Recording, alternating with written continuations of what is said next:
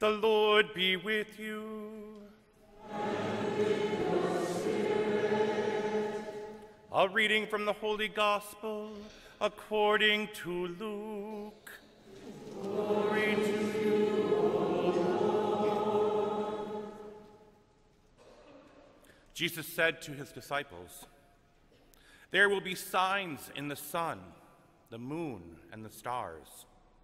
And on earth nations will be in dismay, perplexed by the roaring of the sea and the waves.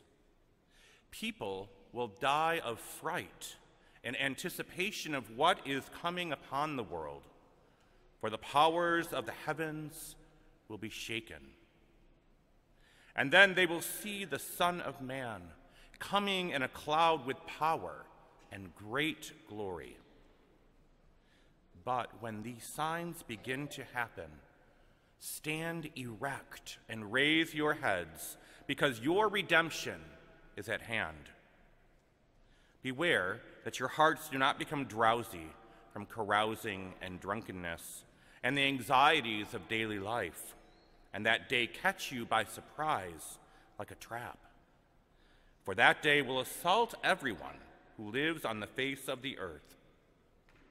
Be vigilant at all times, and pray that you have the strength to escape the tribulations that are imminent and to stand before the Son of Man."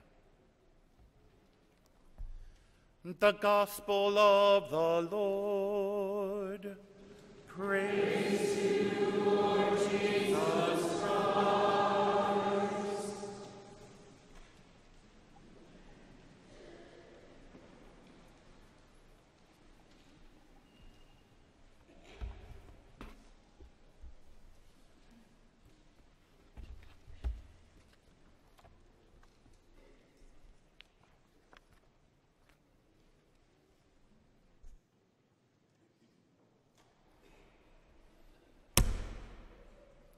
It will all come crashing down.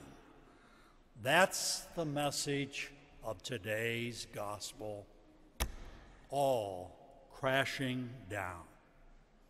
That's such a great message to begin Advent, let alone the Christmas season. But sorry, that's the way it is. Today's gospel, we hear of dismay, perplexity, fear. The heavens will be shaken, Luke records Jesus saying. The world will collapse. And we are anxious. We worry. We fear. Our worlds can seem to be collapsing. It may be the cosmic world. How soon will the sun burn out?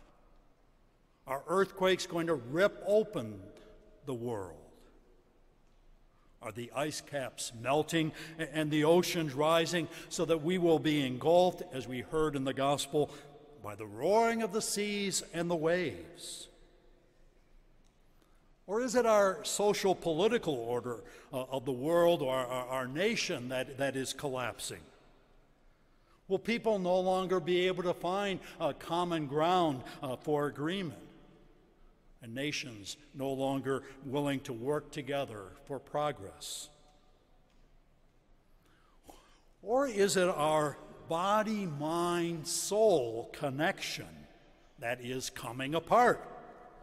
Are we distressed that despite advances in medicine and technology, we must accept the inevitability of sickness, aging, and death? Or maybe it's our personally constructed world of meaning, how we make sense of stuff, how we order things to avoid chaos, the plans we've made, the accomplishments we've achieved. And then our children move away. A job promotion doesn't materialize. Our spouse's personality changes. And everything we knew and trusted is shaken up comes tumbling down. We worry, we are anxious, we fear. Now, in the coming weeks, as we go through Advent and prepare for Christmas, we're going to be hearing the Advent and Christmas stories. But don't wait for Christmas. I encourage you, no, I don't encourage you actually, I really challenge you to take some time during Advent and read chapter 1 and 2 of the Gospel of Matthew and chapter 1 and 2 of the Gospel of Luke. And as you read through those chapters, note how many times an angel of the Lord appears saying, "Do not be afraid. Do not be afraid." To a young Mary, told that she is to be the mother of our Savior. And she replies in her confusion, "How can this be?" "Do not be afraid," the angel says. To Joseph, struggling to do the right thing when he learns that his engaged is pregnant, "Do not be afraid." To the shepherds, awoken from their sleep and filled with great fear as they are surrounded by a bright light and voices, "Do not be afraid." Mary accepted the Word became flesh, Jesus. Joseph acted and took Mary into his home, took Mary and the child Jesus safely to Egypt. The shepherds didn't run off in fear, but rather sought out the sign of hope and new life wrapped in swaddling clothes. And that's Jesus' message in the gospel today. When these signs begin to happen,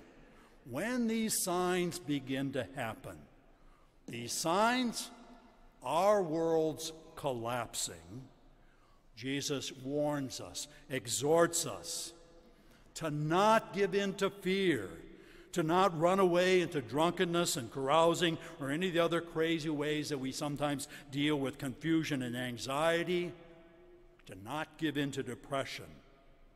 He tells us, stand erect and raise your heads. Stand erect and raise our heads is our task and the vigilance as again this year we go through Advent. By prayer and paying attention to what matters most, we find that part of ourselves that always withstands destruction. We find our inner resources of courage and strength to fight against the chaos. We find the grace of God, which is always new life growing out of what is dying. To stand erect and raise our heads is to follow Mary and accept what is God's loving, even if challenging, plans for our life. To stand erect and to raise our heads is to follow Joseph and protect and care for those most vulnerable to the injustice so often destroying our society. To stand erect and raise our heads is to follow the shepherds and share the good news proclaimed by Jerah so many years ago. The Lord will fulfill the promise, and announced again today by Jesus. Our redemption is at hand. Our redemption is at hand.